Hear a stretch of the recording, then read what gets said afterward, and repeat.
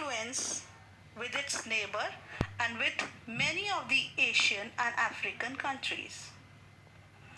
EU also function as an important bloc in international economic organization such as World Trade Organization.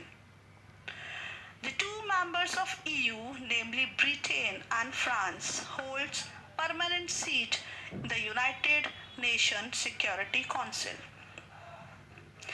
EU also includes several non-permanent members of United Nations Security Council. If we talk about EU's military power, it has second largest in the world. Even its total expenditure on defense is second after US. Two of the EU members, namely Britain and France, has approximately 550 nuclear warheads.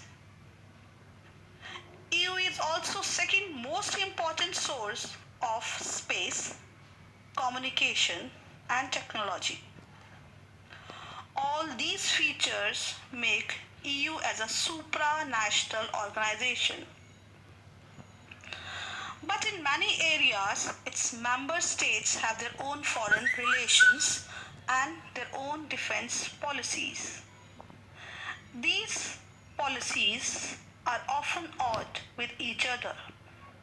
Like Britain PM Tony Blair was America's partner in the Iraq invasion and have made a coalition of the willing, whereas EU2 members Germany and France opposed American policy. This shows that the EU members have different defense and foreign relations. Also, there is a deep-rooted Euroscepticism in some part of the Europe. These deep-rooted Euroscepticism leads to various EU integrationist agenda and create problem within the region.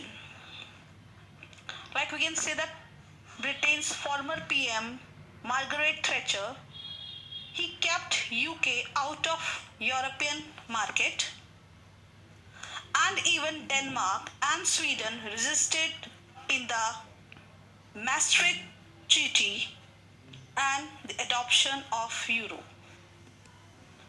All these issues limit the ability of EU to act as a regional power.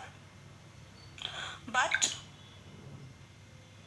if we avoid all these things, EU is now next to US.